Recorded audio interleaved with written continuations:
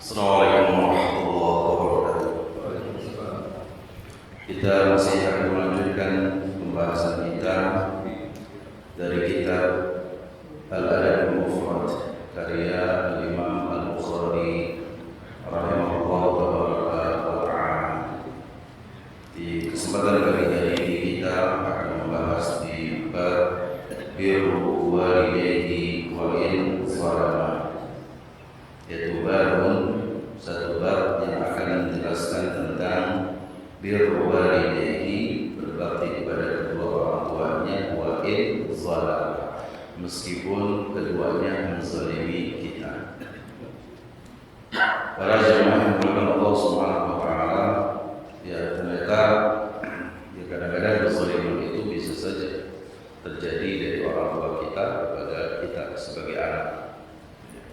Itu pernah diungkapkan oleh seorang laki-laki yang datang kepada Rasulullah SAW, kepada sahabat Umar bin Khattab, Amirul Mukminin. Ya, laki-laki ini mengatakan bahwa anakku telah durhaka kepadaku.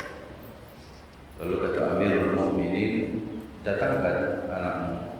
Saya tidak bisa menghukumi tanpa kehadiran dari anak Anda. Maka anak itu didatangkan.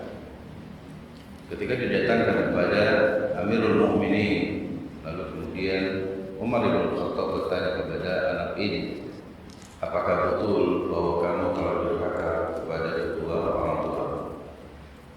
Lalu kemudian kata Amirul Mukminin, kata anak tersebut, dia mengatakan, wahai Amirul Mukminin, apakah saya sebagai seorang anak punya hak dari orang tua saya?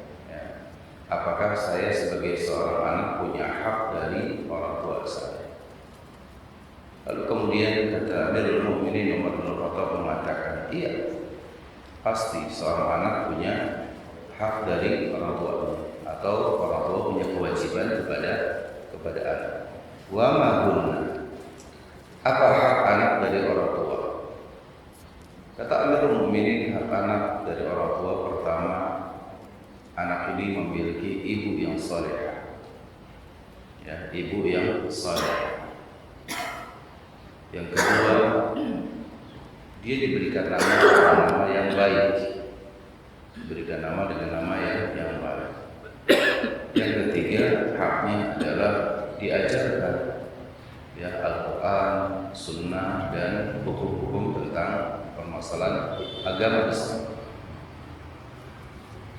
Lalu kata anak mengatakan, ya Amirul Mukminin, sesungguhnya 3 hal yang engkau sampaikan dan itu menjadi hak saya sebagai seorang anak tidak pernah diberikan oleh kedua orang tua.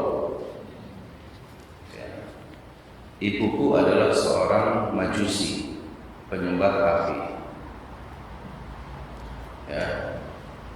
Artinya berketurunan, ada yang mengatakan dalam riwayat itu bahwa ibuku itu masih ada garis keturunan dengan majusi. Kalaupun dia mengaku muslimah, tapi dia ya masih tetap berkeyakinan dengan agama yang sebelumnya.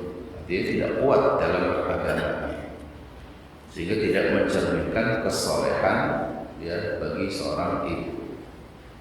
Aku pun diberikan nama dengan nama Ju'al.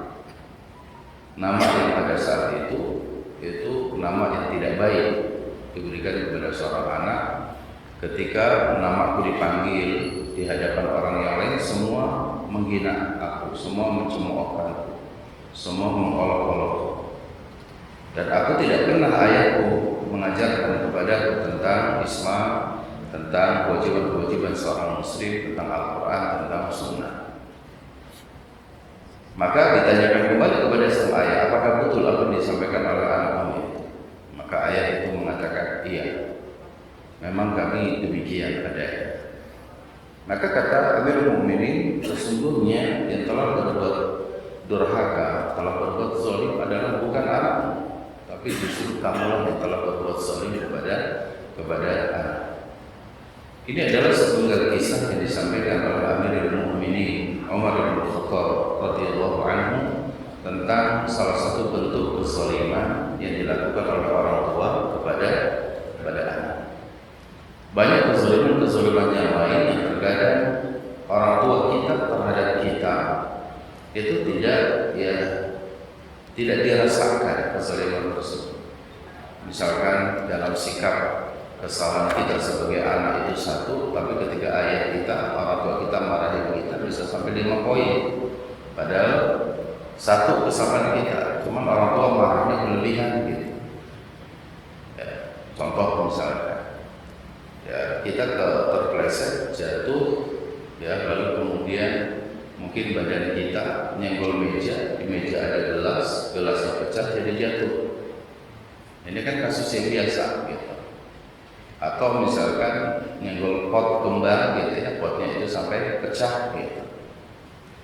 Apa yang dimarahi orang tua kepada kita atau marah dengan kita secara berlebihan? Disebutlah bahwa kita tidak hati-hati, disebutlah kita mata kita enggak dipakai, disebutlah dengan segala macam. Padahal kesalahannya cuma satu, yaitu memecahkan gelas atau pot kembang. Kemarahan orang tua boleh kepada seorang anak, tapi berlebihan dalam amarah itu juga sesuatu yang terlarang, dan itu bagian daripada kezaliman. Karena kezaliman itu maknanya adalah menempatkan sesuatu tidak pada tempatnya. Itulah az-zulm. Kezaliman itu adalah wad'u syai'i fi ghairi mahallihi, menempatkan sesuatu tidak pada tempatnya atau berlebih dari apa yang semestinya ditempatkan. Banyak kezaliman kita sebagai orang tua kadang kepada anak, karena kita meskipun saat ini dengan usia kita, tentunya kita juga adalah anak dari orang tua kita. Dan saat ini kita sudah memiliki anak, maka kita adalah orang tua dari anak kita. Kitanya sendiri adalah anak dari orang tua kita. Dan dijelaskan banyak oleh para ulama bahwa apa yang terjadi pada diri kita sebagai orang tua itu kadang-kadang itu menjadi sebuah balasan dari apa yang pernah kita perbuat terhadap orang-orang tua kita. Jika dalam hidup kita ini punya cita-cita surga, maka jadikanlah orang tua ini salah satu pintu surganya untuk kita. Jika kita paham bahwa orang tua kita itu baik bapak atau ibu itu adalah pintu surganya kita sebagai anak, maka tentunya ketika orang tua kita masih ada, tidak menyia-nyiakan kesempatan ini. Sampai seorang pemuda dari Yaman, dia menggendong sang ibunya yang sudah sepuh, hanya karena ibunya dia mengatakan seumur hidupku aku belum pernah mengunjungi Baitullahil Haram. Tolong bawa saya untuk bisa menunaikan ibadah haji atau ibadah umrah. Meskipun kita tidak punya biaya, bagaimana caranya? Maka sang anak dia mengatakan, baik ibu, jika memang ibu berkeinginan untuk ke sana, maka akan saya gendong. Maka apa? Dipanggullah sang ibu ini, di pundak sang anak ini dari Yaman masuk ke Saudi, gitu ya kan, itu perbatasan di wilayah Najran. Itu perbatasan dari Yaman masuk ke Saudi Arabia. Diambilnya sang anak ini, sang ibu ini oleh anak. Ini sampailah masuk ke kota Mekah, sampailah dia di depan Masjidil Haram, masuklah dia di depan Ka'bah. Ini terjadi pada masa apa? Pada masa sahabat Abdullah bin Umar bin Khattab radhiyallahu anhu. Jadi pada masa sahabat. Lalu kemudian sesampainya di depan Hajar Aswad, tawaflah. Tawaf ini dia akan memanggil ibunya. Bismillahirrahmanirrahim, Allahu Akbar, dia tawaf 1, 2, 3. Di putaran yang ke-7 selesai, berjumpalah anak muda ini dengan Abdullah bin Umar. Apa kata sang anak ini kepada Abdullah bin Umar? Ya bin Umar, sesungguhnya aku adalah seorang anak dari ibuku yang saat ini aku panggil ini. Apakah bisa dikatakan bahwa saya ini telah berbuat baik kepada ibuku yang aku panggil di pundakku ini, dari rumah saya, rumah beliau, sampai ke Mekah ini, sampai ke Masjidil Haram ini, sampai di depan Ka'bah ini, sampai aku bawa tawaf ini. Apakah saya bisa dianggap saya telah berbuat baik kepada kedua orang tua?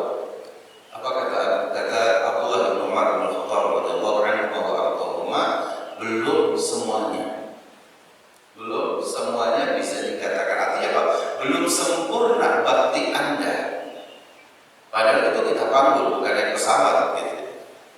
Tapi kalau misalkan sekarang pun kita memiliki orang tua, lalu kemudian kita belikan tiketnya untuk bisa umroh gitu ya, kita berikan hotelnya bintang 5, lalu kemudian kita sewakan untuk orang tua kita kursi dorongnya, lalu kita bayar untuk ujrah atau ya biaya untuk orang yang dorongnya, jasa dorongnya misalkan, sampai selesai umrohnya, sa'i gitu, tawaf sa'i itu sampai selesai. Itu pun bagi kita sebagai orang tua, sebagai anak itu belum bisa dikatakan sempurna berbuat baiknya kita kepada orang tua. Hal ini menandakan bahwa berbuat baik kepada kedua orang tua atau orang tua itu punya hak yang sangat agung, sangat besar dari kita sebagai anak.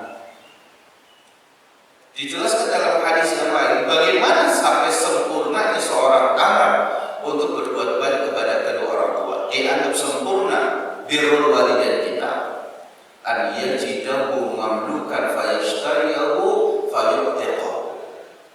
Anda mendapati orang tua Anda dia sedang jadi budak bagi orang lain, lalu kita beli dia dan kita bebaskan dia dari berbudak. Jadi kita mendapati orang tua kita itu jadi budak, lalu kemudian kita beli semahal apapun, padahal kadang-kadang sang majikan ini atau tuan ini tidak serta-merta bisa mau membebaskan budaknya. Tapi kalau ada imbalan dibeli dengan harga yang mahal, maka itu bisa saja udahlah saya ikhlaskan, saya serahkan, saya jual. Nah, sang anak mendapati orang tuanya jadi budak lalu dibeli dengan harga yang mahal, dibebaskan. Menahannya karena untuk memberikan pendidikan atau mendidikan pengajaran, meskipun itu orang tua kita, bahwa al-israf, at-tabdzir itu tidak boleh. Sikap mubazir itu tidak boleh.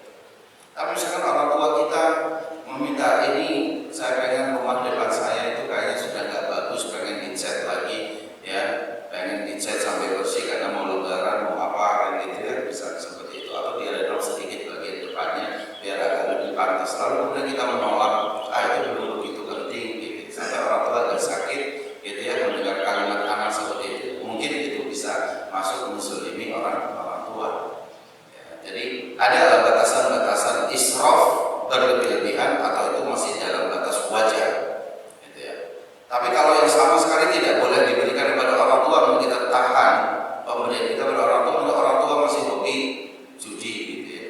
Kan udah jelas itu masa minum khamar misalkan, kita tahan tidak memberikan sama sekali, tidak mendukung